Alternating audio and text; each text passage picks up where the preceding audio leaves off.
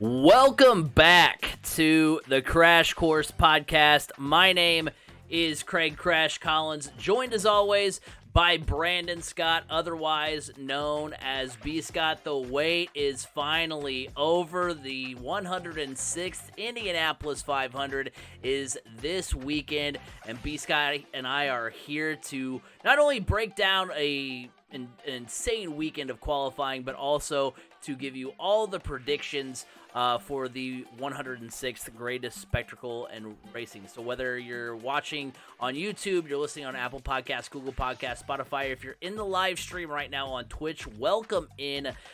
We've got a lot to talk about, B. Scott. A lot of IndyCar coming your way.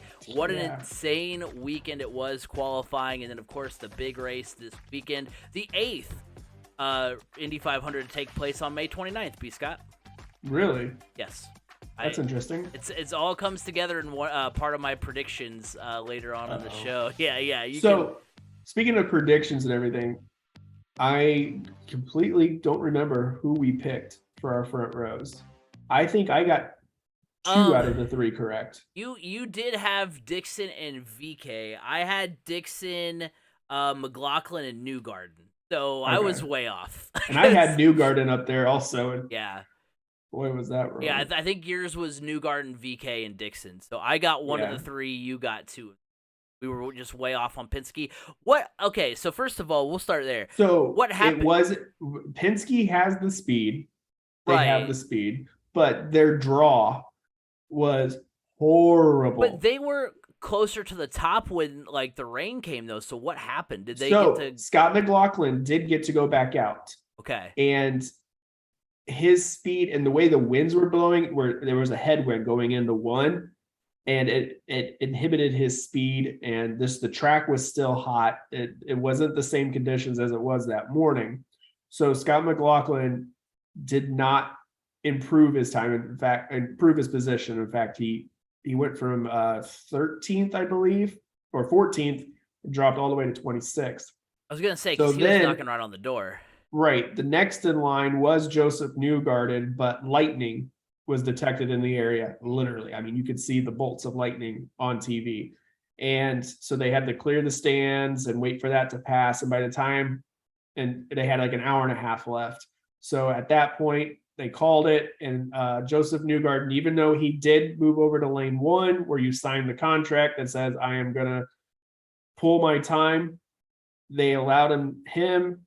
Connor Daly did it also, and I forget it was somebody else in that line, but because they did not get to run because of circumstances that were out of their control, such as the weather, they were allowed to maintain their times. So Joseph Newgarden is starting 14th still. So, gotcha. Well, right, because I remember, so when the rain initially came, I had turned off Peacock for a little bit, and I was just keeping track of the timing and scoring on my laptop, and by the time I saw that Newgarden was back out, that's when I flipped back over to Peacock and saw the lightning. So I wasn't sure if they ever got going again. He was out there, and he was on his out lap when the lightning hit, so he never really got to take a full run. I gotcha. So yeah, that explains that, because I remember looking at the graphic that the IndyCar series put out there of the 13 through 33, and I was like, wait, I don't remember McLaughlin and Newgarden being that far back, but or I guess Newgarden wasn't that far back, but I don't remember McLaughlin, and so I was very confused about that. So for me, you guys got to realize Penske, I feel like they're gonna have better race speed. Oh yeah, than they are qualifying. So let's go ahead and dive into it here for the qualifying recap. It all started Fast Friday, not part of qualifying, but it kind of was the prelude to qualifying. You have Takuma Sato. He was the fastest for the 3rd practice in a row. You had David Malukas, who was the fastest rookie. He had a good weekend. 7th quickest. I mean, David Malukas he got bumped out at the last minute by his own teammate. Right. Raised some eyebrows for sure. About what he can maybe do this coming Sunday. He completed the most laps with 39 as well. Scott Dixon didn't run until after 5, which that was kind of odd. He was still 5th quickest, though. And then you had, so the top 5 was Sato, Alexander Rossi, Pato O'Ward, Marcus Ericsson, and Dixon. Tony Kanaan was 8th. Penske was 9th, 10th, and 11th with McLaughlin, Newgarden, and Will Power. You got to talk about Connor Daly though, with the tail end heading into turn 3, topping out at a little over 2:43. Right? Yeah. It was one of the fastest trap times in Speedway history. Yeah, that was insane. That was unreal. Yeah, putting the fast in Fast Friday for sure. Yeah, he did. And then, of course, defending series champion Alex Palou was 12th. So that sent us in to qualifying day 1. Of course, we mentioned a little bit about it. Weather was an issue. There was a little bit of drama too. I kind of, I talked about last week how it kind of stinks to not have the drama of Bump Day. But you kind of had at least plenty of drama. You had a little bit of drama with the whole incident between Marco Andretti and Takuma Sato, as Sato remains on track as Marco's run was getting ready to start. Thing ever. Yeah, it was. I don't. Well, and his explanation was even worse. Oh, I just didn't know. They just got to have better communication, and I just got to communicate better. Did you, Takuma? You are a 2-time Indy 500 champion, and have been. How many times have you raced in this? That too. Yeah. Yeah. You've raced in this race. How many times? You've qualified for this race. How many times? When have you ever been told to stay out on the track while somebody else is coming out to warm up? You always pull off. Always. It was like, dude, this is a common theme with Takuma Sato. There was something earlier on social media last week too. Dario Franchitti talking about one of his Indy 500 wins where he was racing Takuma Sato, and he raced him hard and he won.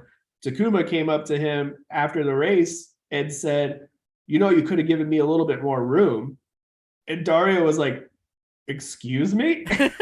What now? I mean, this is the same driver, Takuma Sato, that is getting a nickname out there on the track when he does something that causes somebody else to wreck. It's like, oh, they got Satoed.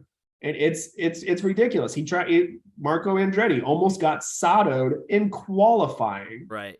Come on. Well, I mean, it's always been a theme for him, even back to his Formula One days. I remember when I used to go to the U.S. Grand Prix, and it was just always the buzz in the stands. Like, man, Sato is just out so aggressive. He's just out for. Sometimes it's not even aggressive. It's just driving like an idiot. Right. Sometimes it's like. Well, and I did like too how didn't his owner throw him under the bus too, or his crew chief or somebody on his crew was like, yeah, that's not a communication thing. He just must have had kind of a brain slip, something.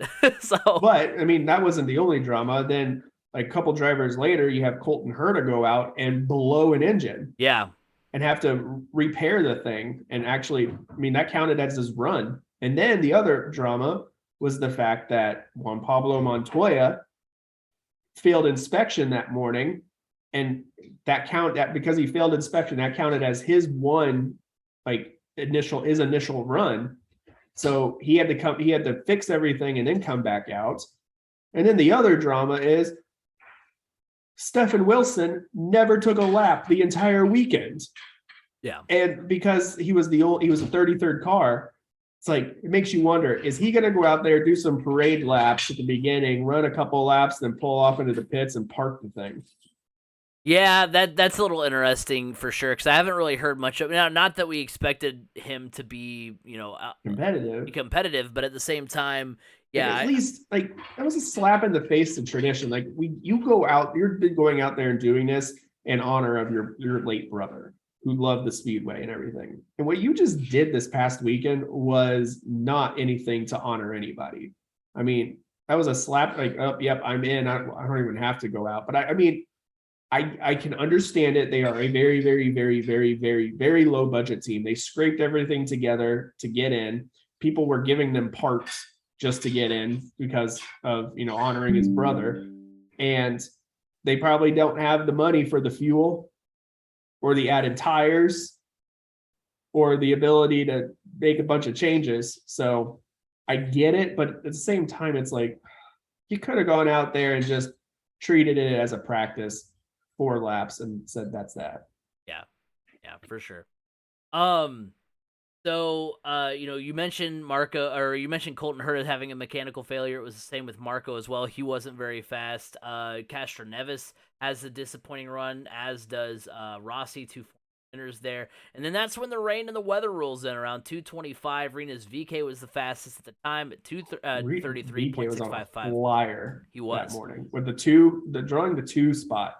Yeah, was a great spot for him. I was pulling for VK honestly during qualifying pretty much all weekend, if not for the fact that like our comment section from the last couple of videos were all about Rinus VK, and I was like, you know what, I want to see him do well.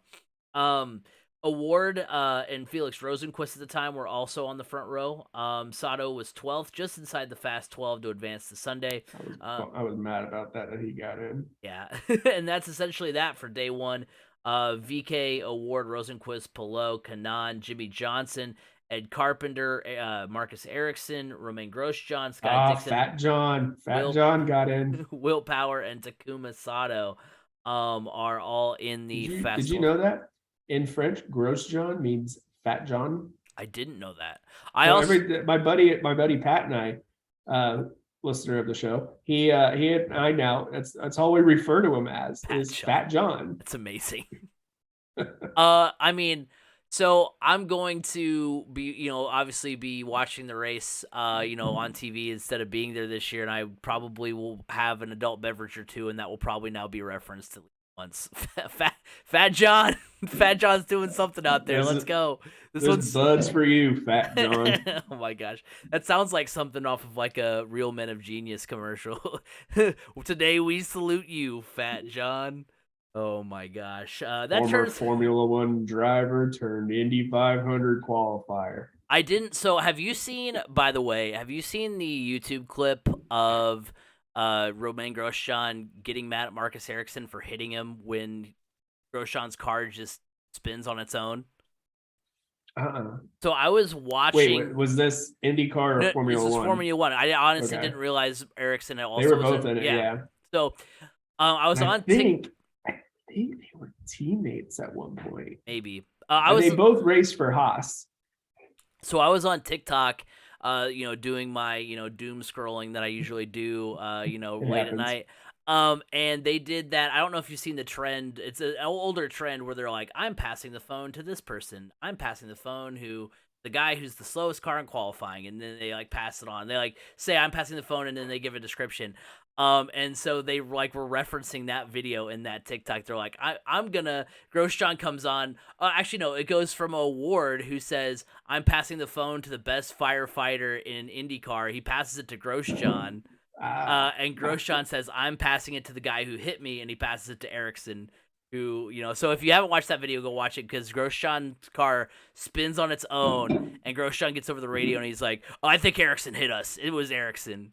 And it's like, no, dude, your car clearly just like lost control on it. But yeah, so going into Sunday, the Fast 12 and the Fast 6.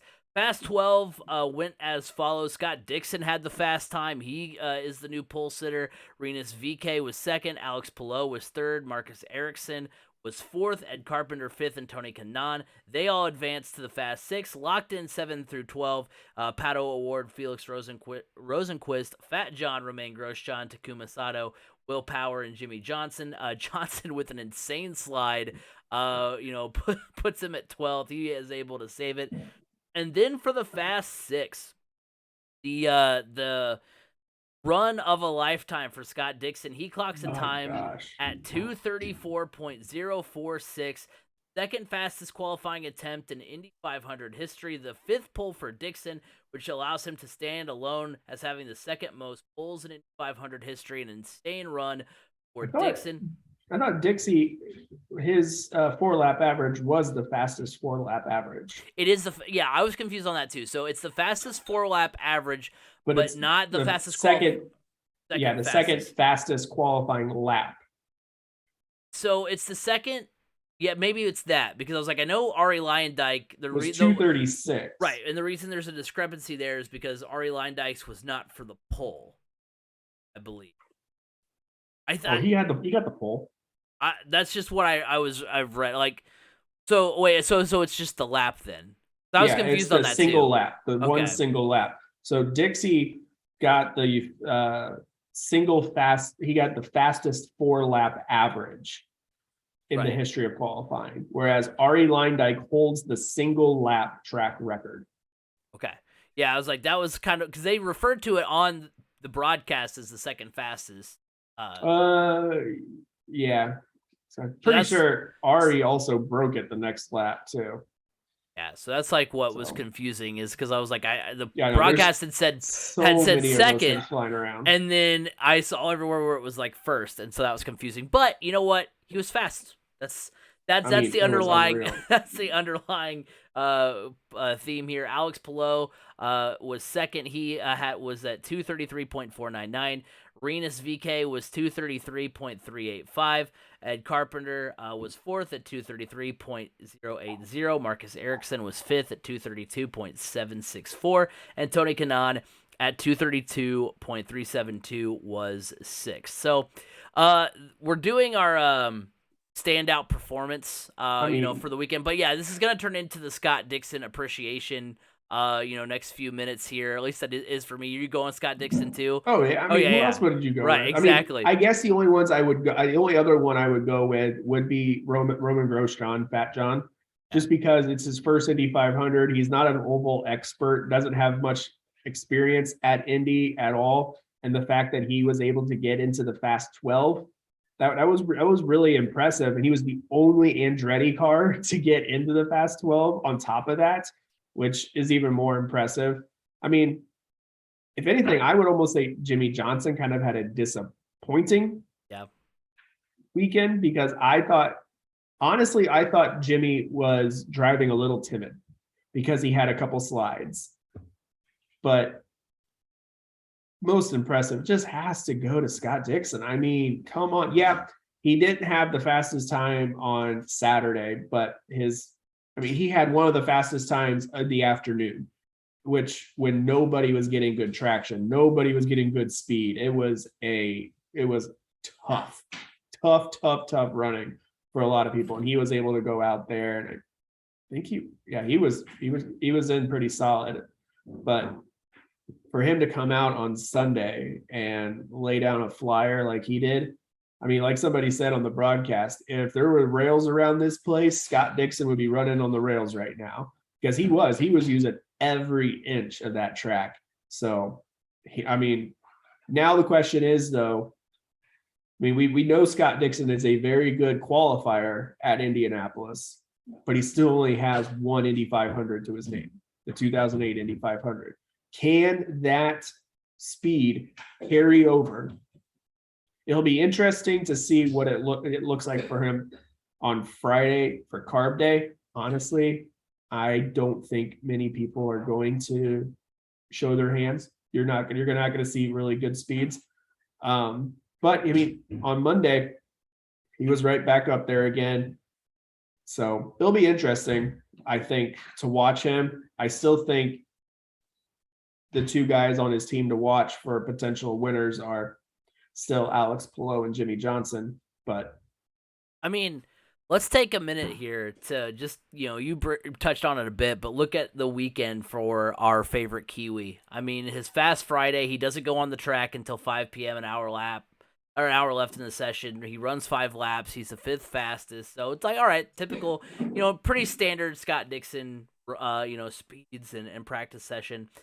Quals day 1, he qualifies 10th with a speed of 2:32.151. He's not happy with it though. Gosh, if you just think if the rain had not come and conditions had improved, Joseph Newgarden and Connor Daly probably could have put up times to get into the Fast 12 and could potentially have knocked Scott Dixon out. Yeah. So he probably, he would have only probably fallen back to about 12th. But if anybody, like if Alexander Rossi went back out and got a good lap in, or, there was a strong possibility that on Saturday, Scott Dixon could have been bumped out of the top 12. Right. And then, from that point on, though, he gets 10th, the rains come. Day 2, he's the fastest of the Fast 12 with a speed of 2:33.51. And what does he do for an encore in the Fast 6? Sets He a four finds lap more speed. right. Sets a 4 lap average of 2:34.046, the fastest pole run in the 106 years of the Indy 500. We talked about that. Fifth pole, which is the second most in Indy history. First back-to-back poles since 2013, 2014 when Ed Carpenter did it. So from Fast Friday to Fast Six, I mean, Dixon just got faster and faster. And when you break a record of an event that's been around for over a century, I mean, that's about as much of a standout as you can get. Like, you can't go more than that. That's why when I was filling out the outline, I was like, we're probably just gonna just talk about Dixon for a few minutes, which I'm happy to do. You got to talk about this front row also. This is the fastest front row in the history. Things are looking and pointing towards right now this potentially being the fastest Indy 500. It very well could. I mean, look, these guys were out there on Monday in some more race trims. They were going 229s. It's like, because typically on race day, you'll see them, they're more back down about 224, 226. And 229, it's going to be interesting. And it's going to be a little bit warmer on Sunday, sunny. That track's going to be slicked. So speeds will be down compared to what the weather was on Monday. Monday, it was nice and cool and had good sun. But Sunday is going to be about low, mid 80s and sunny. So that track's going to be slick. So I don't think you're going to see 229s. But it's still, I mean, heck, anything over 224, 224 is fast. I don't want to say anything over 224 is fast. Like, well, 224 is very fast, Brandon. How many times have you gone 224 miles an hour? At least once. I mean, yeah. So it's going to be interesting because I think with that kind of potential speed and track conditions, Sunday could be a little dicey at times. Yeah. Especially considering you have so many vets that are starting farther back in the field and do not want to be back there. They know they have a car potentially that can compete for a win. So there's early on, it's going to be crazy. Row 9 alone is insane. That's Herta, Castroneves, and who else is in row 9? Let's see. I'm going to look up here. McLaughlin, Herta, and Castroneves all in row 9. So that's nuts. So quickly here before we get on to our Indy 500 predictions here, we want to look at I want to look at the biggest turnaround from practice to qualifying. For me, biggest turnaround goes to Romain Grosjean. People forget it's me. I'm people that forget that he's an Indy 500 rookie. He's not a rookie for the series, but he is an Indy 500 rookie. And it all starts in April. He's 16th the open test. Indy 500 practices on Tuesday. He's 31st quickest. He ran 83 laps. He's slowest of the cars that would go on to make the Fast 12. On Wednesday, he's 23rd quickest. He ran 117 laps. He was 11th quickest of the cars that would go on to make the Fast 12. Fast Friday, he's 15th quickest. He ran 10 laps. So, like, all signs through the practices and open tests point to him being, like, mid-pack. But, he's probably not going to compete for the Fast 12. Qualifies 9th on day 1, makes a Fast 12 on a day when Andretti Autosport struggles to find speed. He qualifies 9th for his first Indy 500 as a rookie, and he put together a strong month altogether. So, Romain Grosjean, a big turnaround.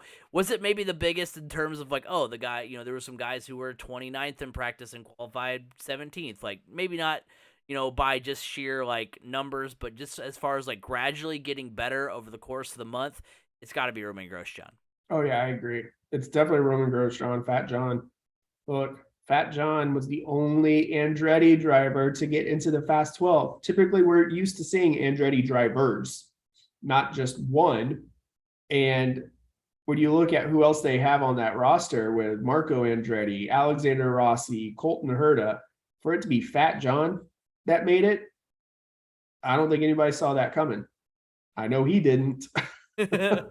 But yeah, I agree. He's definitely the biggest turnaround performer of the weekend. Like I said, the biggest opposite turnaround performer, in my opinion, was Jimmy Johnson. But I don't feel like Jimmy was putting it all out there. For some reason, even if you were watching his first qualifying run on Peacock, Townsend Bell and James Hinchcliffe were talking, and Townsend Bell looked over at James and said, you keep flicking your finger. you're shifting a gear, and James was like, yeah, I need Jimmy to shift right now. He needs to get out of fifth and get back up into sixth. He needs to shift. And you could tell he just wasn't running it all out.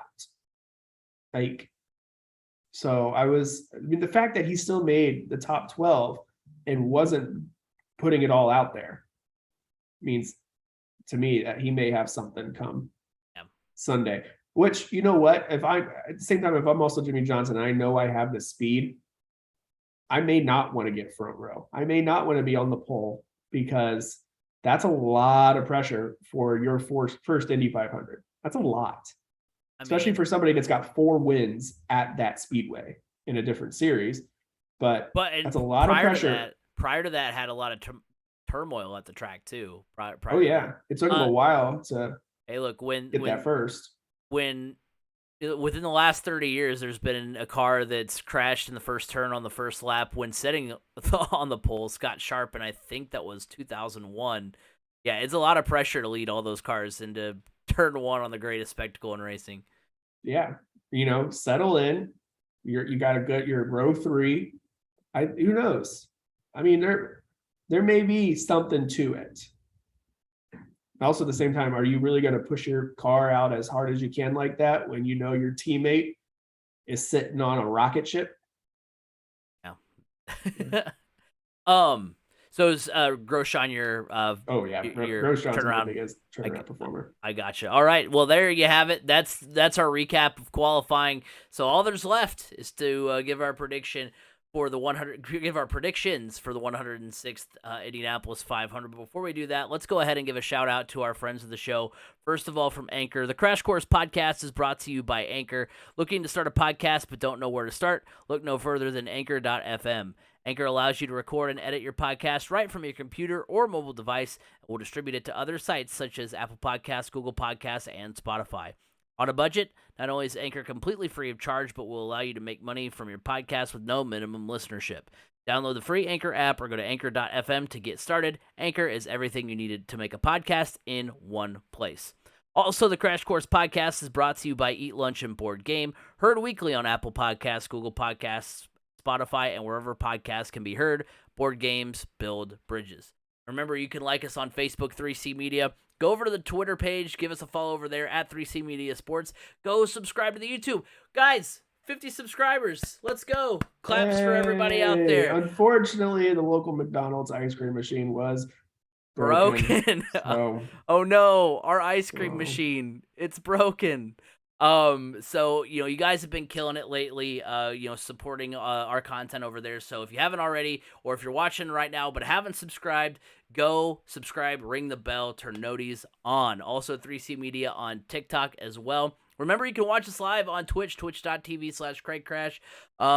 We have some people in the chat right now. It's Dusty asking, what do we think about Jimmy Johnson? What do we think he's going to do on Sunday? Hang tight. We're going to get there. Exactly. We'll get to that here shortly. And then remember, you can listen to us every week on Apple Podcasts, Google Podcasts, Spotify, wherever podcasts can be heard. You can hear the Crash Course podcast. So now it's time. We're ready to get into the preview for the Indianapolis 500. And first, we want to start off with who's had the best month. We did our preview at the beginning of the month where we were like, who needs to have a good month? Who needs to shine this month? And the driver that I said needed to have a good month, not because he's having a bad season, but because he's had a bad stretch by his standards, as far as just not winning and not sitting on the pole. Iceman. Scott Dixon.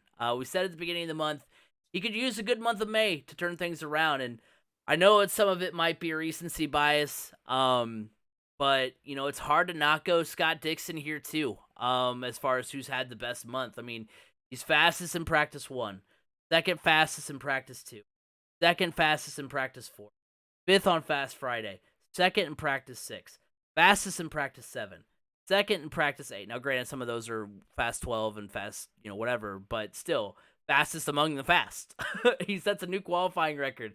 Sits on the pole for the 5th time in history. His worst sessions at Indy are a 10th in the Grand Prix and 10th on the first day of quals. So, I mean, he has had one heck of a month. of May, and he needed this. I think he needed to have a good, solid month. I mean, because like I said, he wasn't having a bad season. It just wasn't. He's been around the top 5, not super contending. He's not dominated a race this year. He's not really contended for a lot of wins. So it's not been a prototypical Scott Dixon season so far, and yet he's really turned it on and had a month of May that we probably haven't. I don't know if it's completely unprecedented, but capped off by an amazing qualifying run. I've got 2 other shout outs as well, but I want to see if you mention them before I shout them out as well.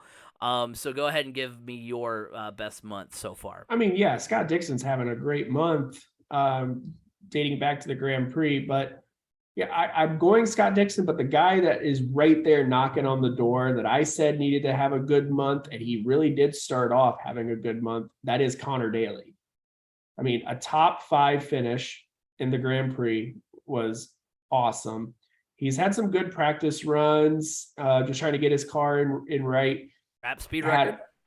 Yeah, trap speed record. I mean, he had a bad draw for qualifying, and that's just how the luck of the draw, essentially. And I think had he had a better draw, had he gone out closer to VK, his teammate, I think we would have been talking about Connor Daly in that fast 12, to be honest. So I'm going with Connor Daly just because, I mean, Scott Dixon, yeah, he hasn't won a race in 18 races, but he's still being consistent Scott Dixon. Right. Whereas Connor Daly really needed a good performance and to have his name be talked about quite a bit. And he's done that. So my pick is Connor Daly. Hey, 2 guys that we said, hey, pick it up. We need you to have a good month. And we're going into a race I think Connor Daly is going to do very well in. Right. So, yeah, I'm with you there. The 2 other honorable mentions I want to throw out there, Takuma Sato was fastest on 3 consecutive days in practice and made the fast 12, all the controversy aside.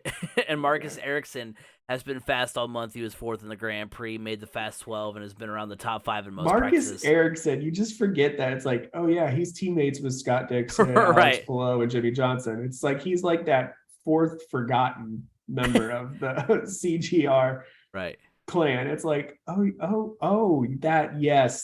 right. He's a Ganassi driver. If Ganassi were a boy band, it's like the last member that you're like, oh, who's that 4th person? Who am I forgetting? And then you're like, oh, that's right. It's this. That's the name that I was trying to think of on the tip of my tongue.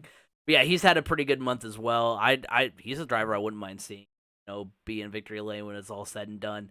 So we're gonna go do an edition of Hot or Cold, but it's not going to be our typical Hot or Cold questions. It's going to be our Hot or Cold Indy 500 edition, where we're going to pick a driver from each row that has the best shot of winning the 106th Indianapolis 500. So we're going to start back to front, how I like to do things. Row 11. So in row 11, we've got on the inside Christian Lundgaard, the middle, Jack Harvey, and on the outside, Stefan Wilson. I'm going to go with Christian Lundgaard here. Over the last 4 races, he's improved his finishing position. He was 19th at Texas, which was his worst finish of the season, which I guess doesn't bode well for ovals, but stay with me here. He was 18th at Long Beach, 15th at Barber, and 9th at the Indy GP. So, I mean, he's improved steadily over the course of time. So, I'm going with Lundgaard. I'm going with Jack Harvey. I mean, he's got Ray Hall power. More of a vet. So I should have picked Stefan Wilson. No. But yeah, Jack Harvey. I think Jack Harvey, if I had to pick from somebody from this row. Now, this next row, there is a little bit of a shakeup. I do believe the middle of this next row is actually going to have to fall back to the last row because of practice crash yesterday. So. Yeah, so a little bit of an asterisk here, but yeah, row 10, as it stood on qualifying, inside Kyle Kirkwood, middle was Dalton Kellett, and then outside Juan Pablo Montoya. So now I think that would push Lundgaard to row 10, and then Kellett to Stefan Wilson? Last. Yeah, okay. So I'm gonna go with row 10 here. I'm gonna go with Juan Pablo Montoya, former winner, and just to be frank, I'm mad at Kyle Kirkwood. I wanted I wanted him to have had a better rookie year so far. He was my rookie of the year pick going into the season. Now, granted, his dominance at the Indy Lights level was with Andretti Autosport. Now he's with AJ Foyt, so the power Big isn't difference. quite as strong. You're right, exactly. But I'm still mad. I wanted him to have a good season, and he's struggled so far. So, He will. He'll get there eventually. He's just got to pay no, his I'm dues. mad. Got to I pay am his dues and run around a track in an AJ Foyt car for a right. while. Sometimes you just gotta do that for a Gotta minute. do But what yeah, you got to do. I mean, look, Connor Daly paid his dues for a while. Now he's got a full-time ride. true. Yeah, for me, I'm going with Juan Pablo Montoya as well. I mean, past winner. He's done it before. He's driven from the back Yep. and won the thing. So yeah, it's an easy one. Easy pick. Row 9. This is a very interesting row. Maybe the most fun row in the back of the field. On the inside, you've got Colton Herta. In the middle, you've got Scott McLaughlin. And on the outside, you've got defending champion Elio Castroneves. So, I mean, no driver has won from the middle of row 9. So, sorry, Scotty Mack. I think you were my pick last year, but not going back-to-back with that. Elio is the last driver to win back-to-back races, doing so in 2001 and 2002. He's one of 5 drivers to win 2 in a row in Indy 500 history and is the only driver to do it since the 70s, but no driver has ever won 5, and I don't know if I'm ready to go Elio here, so give me Herta in row 9. He finished 8th in 2020, won the Indy GP, he's got some momentum. I wanted to look back at 2010 a little bit. We did talk about it last week.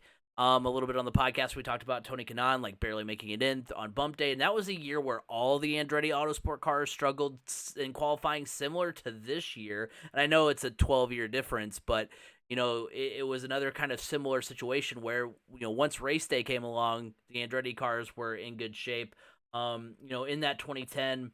Nobody was above 16th for Andretti Autosport on the starting grid. Marco and Danica finished in the top 10. Kanaan finished 11th after starting 33rd, and I think it's relevant because that might be one of their most infamous qualifying stages at Indy. It was 12 years ago, but I think Andretti Green will be ready to go on race day, or Andretti Autosport will be ready to go on race day. So I'm going to go with Herta here from row 9. I mean, Herta is a good pick. It's just there's always a question mark when you have to change a motor Right. or change an engine.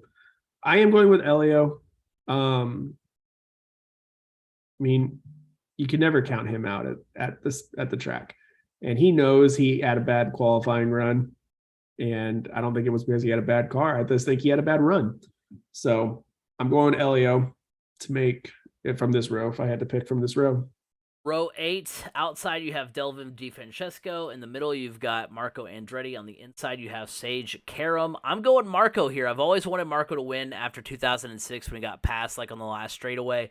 And after the issues with having some mechanical issues and with Sato on day 1 of quals, I think that gives him a little bit of extra motivation. So more on Marco a little bit later, but I'm going with Marco here in row 8. Yeah, going with Marco as well. I don't have faith really in Devlin DiFrancesco. Sage Karam's an interesting pick just because he's always seems to be one of those guys that here recently he's up there near the end of the race. You're like, wait, where did he come from? But Who is the I have Karam to guy? I have to go. I mean, this is the same Sage Karam that not too long ago left qualifying and went to a senior prom. So he's been around a long time, but I'm going with Marco. Just, I feel like something's gonna click. Something could click for him, Yeah. Right? Now this next row is tough. Yeah, it was a tough one. Row 7, inside Cam Ellett, who I had as my rookie to watch in qualifying. That didn't work out so well. Middle, Alexander Rossi. And outside, Graham Rahal. I'm going to go Graham Rahal here. He had a winning caliber car last year in the Indy 500 before he had a wheel fall off and finished 32nd. Ended Connor Daly's day as well. Right. Whenever Rahal has had a bad finish at Indy, he's followed it up with a fantastic run. He was 33rd in 2014. He finished 5th in 2015. He was 27th in 2019. And finished 3rd in 2020, and of course 32nd last year. So I think you can follow that up with a good run. So I'm going Rahal here. Yeah, I'm going Rahal here as well. I mean, part of me wants to say Alexander Rossi, but something just seems to be off with him. Yeah. I don't know. Like, I feel like ever since he had that battle with Pagano, back in 2019, I believe it was. He just hasn't been the same. It's weird. Like, I don't know, even when he does his interviews, it's like he doesn't seem like he's enjoying it anymore, if you ask me. Yeah, he definitely he like that TikTok that I mentioned earlier, he was like upset in that. He's adopted this like angry persona, I think, partially as well, which is Yeah. kind of weird. And it's like I don't know, because like obviously he won the Indy 500 as a rookie. Those are the memories I have of him when I was at the track where he won and was all happy. And obviously you're gonna be happy in that moment, but I don't remember Alexander Rossi being this like angry villain like arc in the IndyCar series. So I don't know where that's kind of come from. Maybe it's just all of the struggles that he's had, because this was a guy who on podcasts before were like our championship picks sometimes were Alexander Rossi, and Yeah. it's not been that for a long Like time. there was a time where like every week Alexander Rossi was battling for the win, right? And now it's like he's non-existent. It's really strange. Now we can move on to row 6, which is going to be another tough one. Yes. On the inside, it's Simon Pagenaud, the 2019 champion. In the middle, you have J.R. Hildebrand, who actually sparks an interesting question that I want to ask you, B. Scott. On the outside, Connor Daly. For me, I'm going Connor Daly. He was the 4th fastest in practice 1. He was the 7th fastest in practice on Monday. The sentimental part of me wants to go J.R. Hildebrand after his 2011 incident, literally crashing in the last turn of the 500. As a rookie. Right. Although that did ultimately give the give wins. us one of the best moments ever. Exactly. Daly has been slightly quicker than Pagenaud this May, so that's why I'm going with him as well. Set the trap speed record, so he just had a faster month, I think. So I'm going with Daly. The question I want to ask you though is: would you rather crash from the pole in the first turn of the first lap, or crash as the leader in the last turn on the last lap? Like from the pole. Crash from the pole on the first lap. Yeah, I think that's what I would go to, because that it's one of those things. I was thinking about that moment, when I was looking at the different, the rows and doing my prep for this, and I was that moment skewed. I think it took his career path in a totally different direction. It's one of those things where I think of, it's kind of like I will always kind of like secretly root for the Atlanta Falcons to win a Super Bowl after 28-3, and that's like kind of what that reminds me of. Is like, obviously the crash happened before 28-3, but you get what I'm saying, where like I will always secretly root for J.R. Hildebrand, because I'm like, you need to have one now that you were so close, like literally a turn away. He got through the turn. He crashed on the outside at the end of the turn. Literally, it was a straightaway away from winning the 500. So I wanted to pick him, wanted to go with him, but I'm going Connor Daly. Makes me miss the days of Panther racing. Yeah. That was a good team. I forgot when I was going through everything, like for like who I was gonna pick to win. I forgot that Dan Weldon drove for Panther Racing for a while. Yep. I forgot. I was like, oh my, that was the thing for a while. Yeah, dude, Panther Racing with Sam Hornish, like that was like the bane of my existence, because I was never really a big Sam Hornish fan. I was a Scott Sharp fan growing up. And I was never a big Sam Hornish fan, and so that Panther car was always so dominant. I was like, come on, I want my guy to be better than him for once, please. So from this row, yeah, this is a tough row, because it could be any one of these guys, to be honest. But I am going with Connor Daly, just because he's got a little bit of a chip on his shoulder after last year. I mean, that was a race that he could have won and should have won, had it not been for Ray Hall's tire coming off and hitting the nose of his car. And he was very disappointed in his qualifying run. And his qualifying run, I do believe, was because of the draw and how bad the conditions were at the time. So, and we're seeing that, because, I mean, obviously, like you said, he was 7th fastest in practice on Monday. So he has a good car. He has the speed to be competitive in this race. And I don't see him being in the back of the pack very long. Row 5 on the inside, you've got David Malukas. In the middle of the row, you have Joseph Newgarden, and on the outside, you have Santino Ferrucci. And you know what? I'm going David Malukas here. That's not a bad pick. I'm excited, man. He was, I was looking for a rookie savior in this class, and interstage right, David Malukas. I was thinking about it. I was thinking about Kyle Kirkwood and how mad I am that he's not doing better, and I was like, I wish there was a rookie that just like, there hasn't been an exciting rookie last year, because even last year with McLaughlin, I mean, he again, He was one of the only rookies that ran full time right, last exactly. year. So rookie of the year by default. He didn't run all that well, at those, at most races. So, and then that's been the same with this rookie class. But then Lucas has just kind of come out of nowhere. Third last Thursday in practice, seventh on Fast Friday. He barely misses the Fast 12. He was solid at Texas too earlier in the season. He was that was 11th, which is his best finish of the season. So he's kind of having a little bit of a resurgence here in the month of May. So I'm going David Malukas. I do like that pick, but from this row, I have to go with Joseph Newgarden. He's been kind of one of my picks all month long, so I gotta ride or die with it. I think same thing for him. Luck of the draw. It was a bad draw, and I think he's got more there. I mean, if you look at the open test in April, when that was more race trims and everything, he was one of the fastest. So Joseph Newgarden is going to be up there.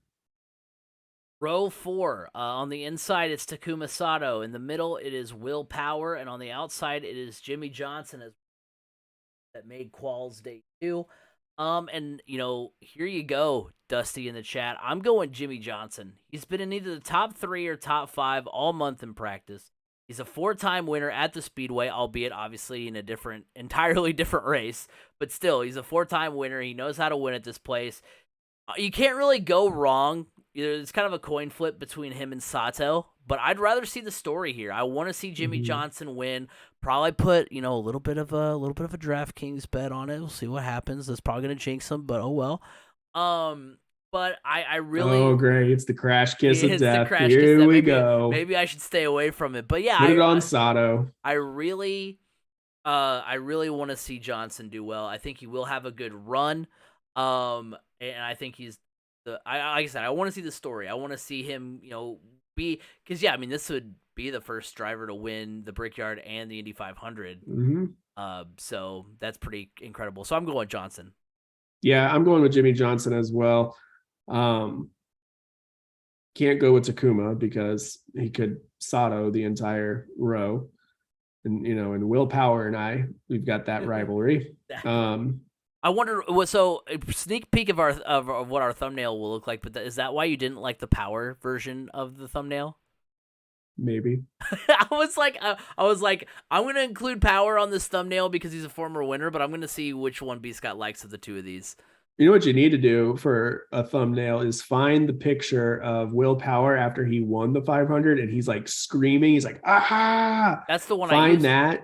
Okay, when you need to put a picture of me right next to him, it looks like he's yelling at me. Oh my gosh! Hey, I've been asking for you to give me, poses and faces that I can use in thumbnails. So maybe this is the time. I mean, all I need is the face. You can send me the other pictures later, B Scott. But well, no, everybody can get those. Onlyfans.com/BM Scott1187. BM Scott, it's in the name right there. We don't know what's going to happen. I'm here for all your needs. Oh my goodness.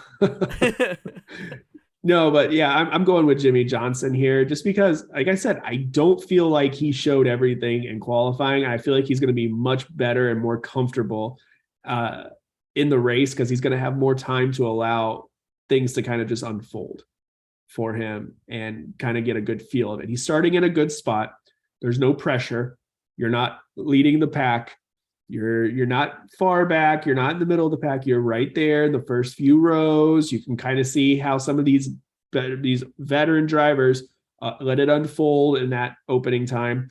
I think he's in a really good spot starting there, and I expect him to be up there near the front. So that begs another question, B Scott. This is what I thought of as well. My family and I were talking about like 4-time winners at the Speedway and stuff like that.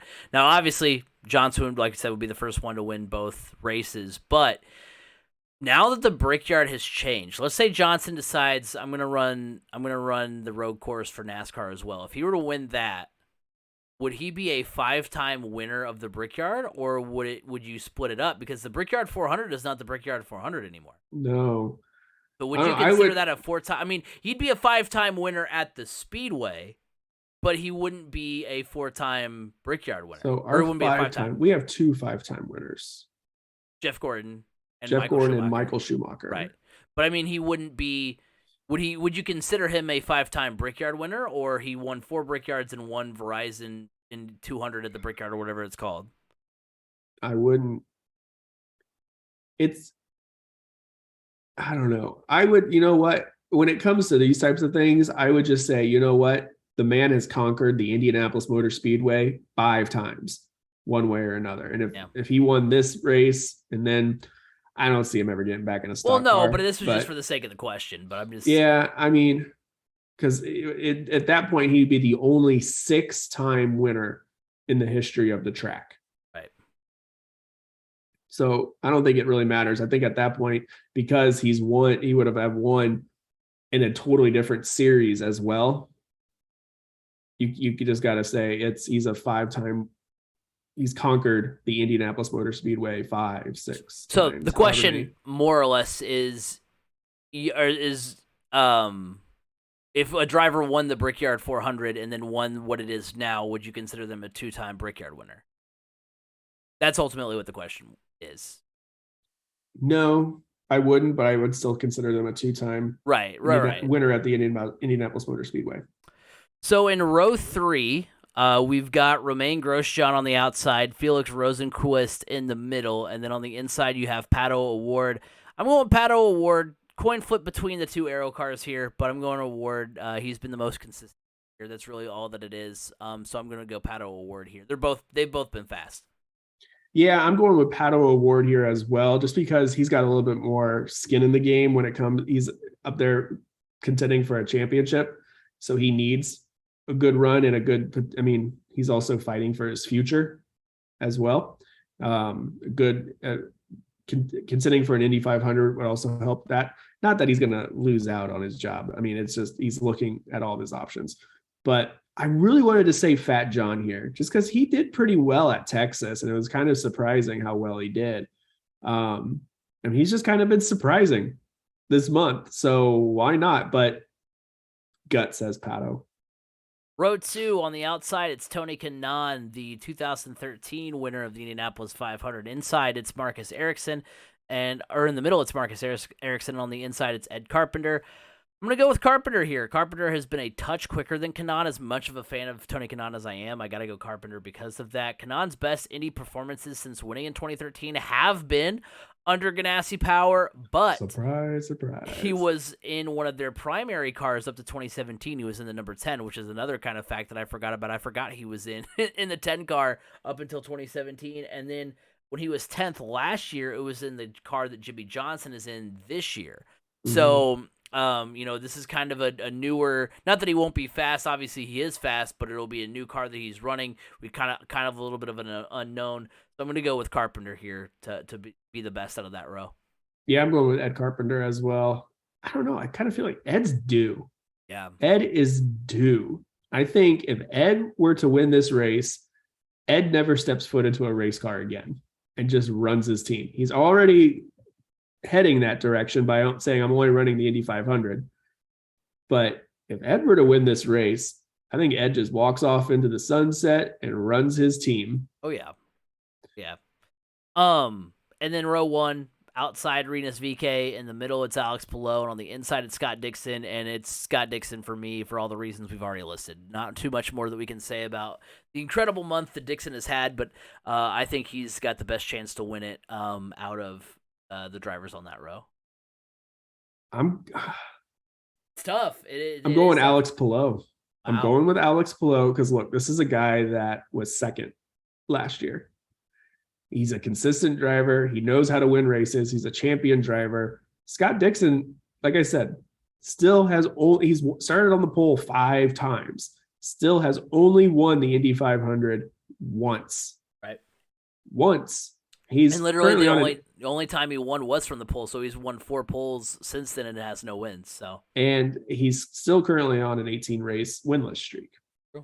So I'm going with Alex Palou just because he is a very aggressive driver, not in a bad way, not in a Takuma Sato aggressive way. Alex Palou just knows how to wheel his car. And I would be surprised if we're seeing Alex Palou standing in victory lane, dumping the milk over himself come the end of the day, Sunday. So speaking of who we think's going to be, drinking the greatest nectar in all of motorsports, it's time for our Indianapolis 500 predictions. We've gone all the way through it. We've broken down the race row by row, and now it's time to give our Rookie of the Year, Dark Horse, and our winner. So starting with Rookie of the Year, I'm going to go David Malukas. He really shocked me in qualifying. He's been a fast car. I'm going to go with the driver whose best finish of the year came on his only other oval, which is, that 11th at Texas. He was 12th in the Indy GP. He's been solid in practice. He's, like I said, he surprised us in quals, near only missing the fast 12, and I think he's in line for a good debut at Indy. So I'm going Malukas.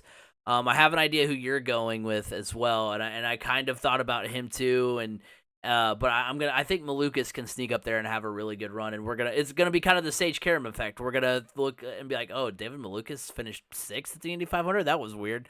So I'm going with David Malukas. I'm going with Jimmy Johnson. I mean, he's a rookie.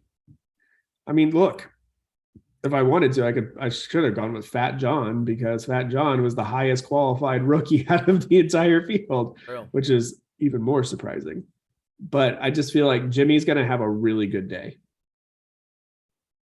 I mean, it's going to be tough to pick against the Ganassi drivers, to be honest. It's going to be very tough to pick against them. Honestly, I feel like your winner comes from either Ganassi or Ed Carpenter Racing this year. Yeah, I mean, it's possible. So for the Dark Horse, look, I've got 2 foolproof methods of picking. This is a tough one. The first to help me pick my Dark Horse. Look, when you have a race, an event that has given you 105 years of history, it's a big enough sample size where you just got to listen to the history. You got to go with the history books, man. This year's Indianapolis 500 is on May 29th. Oh boy, here we go. It is the 8th Indy 500 on May 29th. I've got 2 of them that are like this, by the way. The last 3 have been won by an iteration of Andretti Autosport. In 2005, it was Dan Weldon for Andretti Green. In 2011, it is Dan Weldon for Brian Herta Autosport. And in 2016, it was Alexander Rossi for Andretti Herta.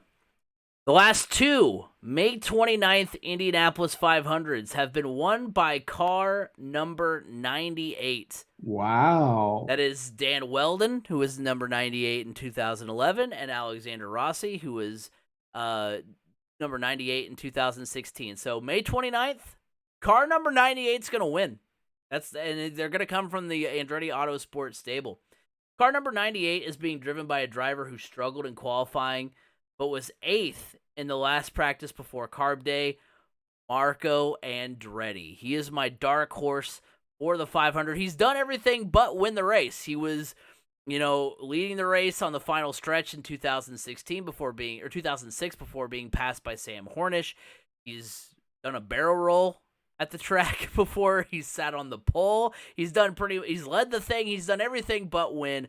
I think it could be Marco's year this year. It should also be noted, and it preludes my method for picking my winner. Elio won his 4th last year. Rick Mears was the last driver to enter the 4-win club before Elio. Mears is 4th in 1991, preceded Al Unser Jr. in 1992. So that was a driver getting their 4th, preceding the first win of a member of Indy royalty. The Unsers are Indy royalty, and also the Andrettis are as well. So a little bit of a looser correlation there than the others that I've brought up there, but just kind of another tidbit to add. So my dark horse after that big long speech is Marco Andretti. I'm trying to figure out what your picking method is here. So Elio won his 4th last year. Rick Mears was the last driver before Elio to enter the 4-win club. His 4th came in 91. In 92, Al Unser Jr. won. So the last time a driver entered the 4-win club, a new generation of Indy royalty took home the following 500. Right. So Unser Al Unser Jr. won 2, Al Unser Sr. won 4. That's 6 Indy 500s. I mean, the Unsers are part of Indy 500. Oh, and this is why you're okay. I thought you were saying this is preluding to my pick, my winning pick. I was like, yeah. So I wasn't making a correlation there. With so Andretti, okay, you're talking about Andretti. Yeah, I was talking about Andretti. Sorry if that was unclear. Yeah, wait a minute. I see who you're picking as the winner. I'm like that. That doesn't make any sense. IndyCar royalty. What are you talking about? No, I was still talking about Andretti, so that makes a little bit. So yeah, Marco Andretti is my dark horse. So this is a tough one to pick, a dark horse, because I've had so many like guys that I think can be up there. I'm going to say Ed Carpenter. I mean, I know he's starting up close, but he's been so close so many times. I mean, it was the one year I think he had the best chance to win. He got taken out by J.R. Hildebrand.